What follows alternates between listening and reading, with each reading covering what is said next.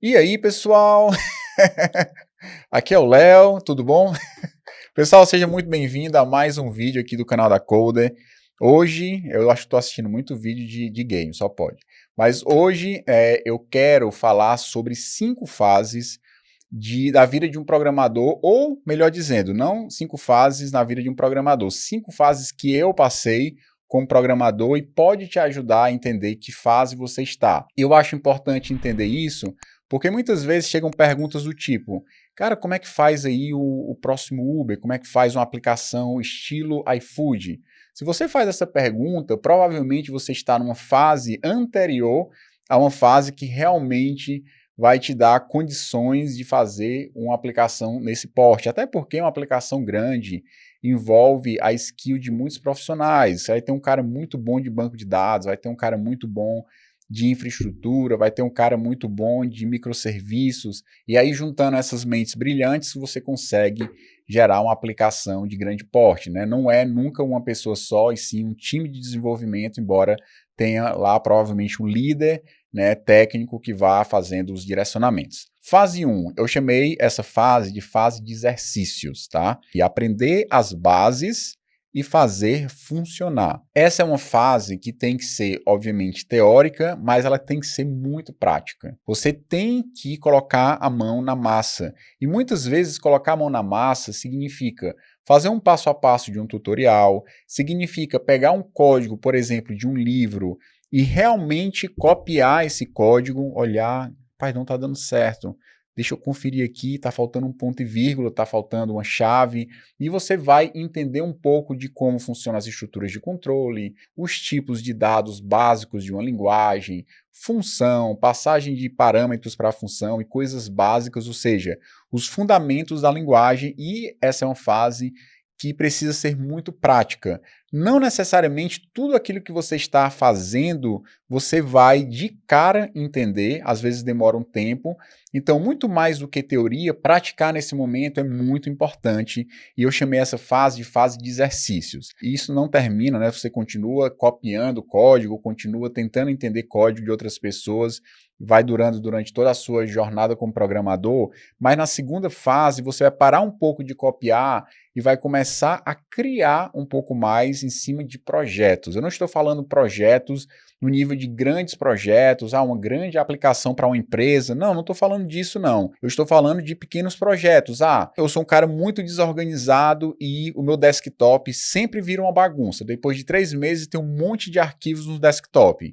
Cria uma aplicação que vai automaticamente, quando você rodar ela limpa todo o desktop da sua máquina e cria uma pasta chamada desktop, o dia, o mês e o ano, e coloca isso numa pasta de backup, para você não perder o que estava lá. Então, nesse caso, você vai simplesmente criar um programinha que vai mover arquivos de um lado para outro, seguindo aí um conjunto de regras que para você faz sentido. Ou seja, é um projeto pequeno, mas nesse caso não é um projeto pequeno que você vai copiar de algum lugar, você vai precisar criar, você vai precisar definir os nomes das coisas, um pouco de organização, eu vou quebrar isso em um arquivo, ou em 3 arquivos, eu vou criar aqui essa função de manipular os arquivos em um arquivo separado, eu vou colocar junto no meu código, vai ter um fluxo principal, e se der erro, e se não tiver nada, vai acontecer algum erro. Então você começa a trazer significado para aquilo que você aprendeu na fase 1, que era uma fase de fazer exercícios, né, de entender o básico das estruturas de uma linguagem de programação. E essa é uma fase essencialmente prática, a parte 2, que é quando você está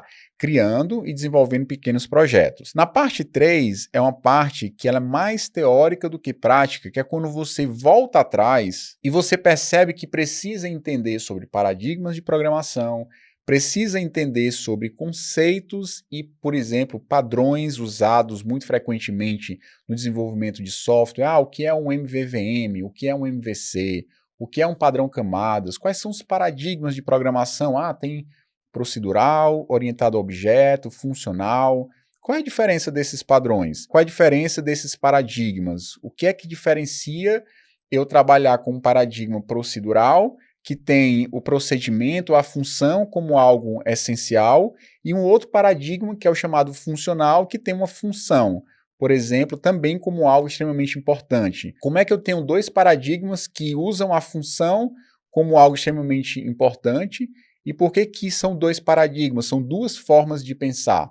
E aí você começa a entender, e não necessariamente nessa fase você vai entender todos os paradigmas, todos os padrões, não existe isso. Você vai, por exemplo, se aprofundar muito em orientação a objeto. E você vai começar a perceber que os seus códigos, dos seus projetos na fase 2, eram códigos mal encapsulados, e isso, pessoal, não é algo binário. Você vai, depois de vários meses, perceber, caramba, eu estou usando a herança aqui de uma forma muito estranha, eu poderia estar usando outra coisa, eu poderia estar usando, por exemplo, composição no lugar dessa herança, eu poderia usar esse padrão de projeto. Então você vai aprendendo novas coisas, novos padrões, novos paradigmas e vai melhorando, por exemplo, os projetos que você vai fazendo na fase 2. Inclusive, esses projetos vão crescendo durante o tempo. Nada é muito linear e essas fases não são seriais. São fases, digamos assim, paralelas que acontecem, tá? Algumas fases começam antes, outras começam depois. Umas fases acabam se encerrando também antes, dependendo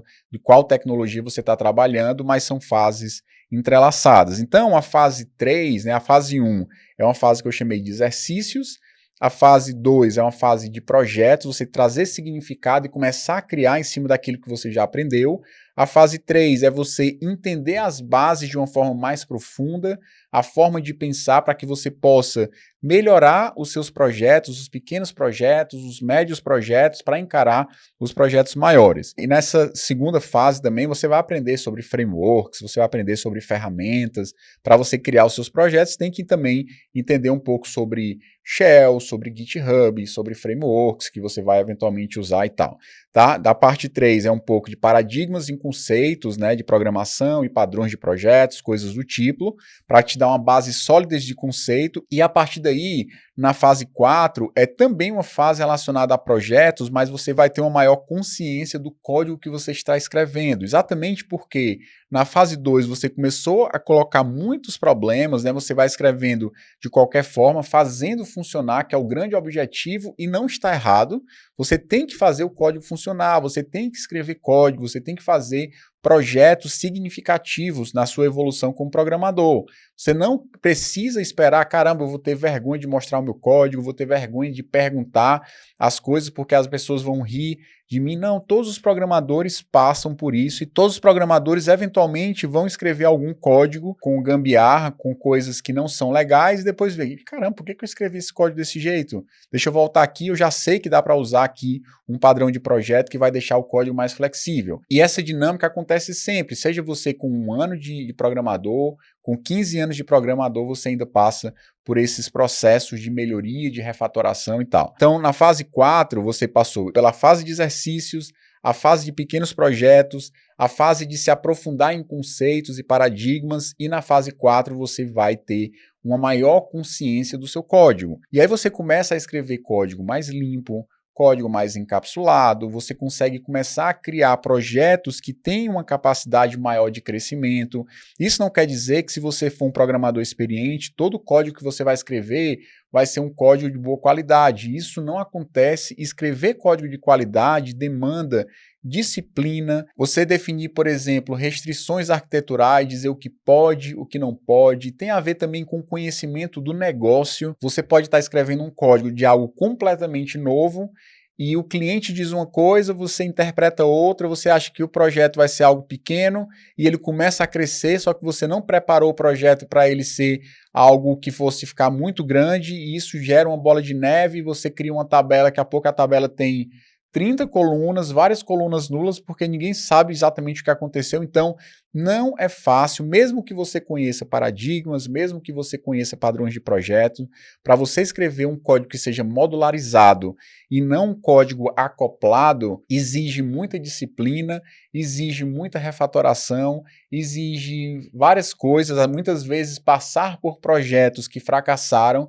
para daí você entender um pouco do que dá certo e o que não dá certo. Daí os passos acabam ficando, digamos assim, essas fases intercambiáveis, digamos assim. Mas você já tem uma maior consciência do seu código, você já sabe como usar determinados padrões, você já sabe criticar código de outras pessoas, ou mesmo seus códigos depois de um tempo, e dizer, pessoal, isso aqui não funciona muito bem, porque a gente está violando aqui um princípio básico da orientação a objeto, ou um princípio básico da programação funcional, e aí você vai conseguir ter uma maior consciência, e isso vai ajudar muito, porque você vai ter códigos com maior qualidade, isso vai refletir em projetos com maior qualidade, mas não é garantia de sucesso e nunca será garantia de sucesso. E a quinta fase que eu coloquei aqui é uma fase que eu chamei de escalar. Uma vez que você já tem conhecimento básico da linguagem, já sabe fazer pequenos projetos, já tem uma boa consciência de paradigmas, de princípios de programação, e isso não são fases que eu falei, né, sequenciais, você está sempre voltando e aprendendo novos padrões,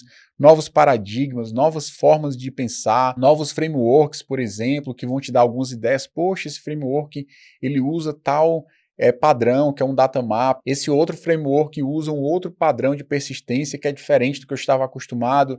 E aí você vai estar sempre aprendendo conceitos. E quando você tem maior consciência do seu código, você sabe, por exemplo, que o código não está legal, você sabe escrever um código limpo, ou tem condições já técnicas de escrever um código limpo, um código com qualidade, fica muito mais fácil escalar para novas tecnologias. Daí o fato de que, por exemplo, quando aparece um framework novo e a pessoa está no meio do processo de estudar, cara, eu estou aprendendo React agora, está muito difícil, eu ainda não entendi muito bem como funciona o framework, estou aqui tentando e apareceu um novo framework, muitas vezes é algo que deixa as pessoas desmotivadas, caramba, eu estou aqui já há alguns meses tentando aprender React e agora o pessoal diz que o novo framework aqui é um framework X, Y, Z, sei lá, qualquer coisa. E aí você acaba se desestimulando porque o volume de informações que é gerado na tecnologia é sempre muito maior do que o volume que você é capaz de absorver e de aprender. Mas depois de um tempo, quando você tem boas bases sólidas,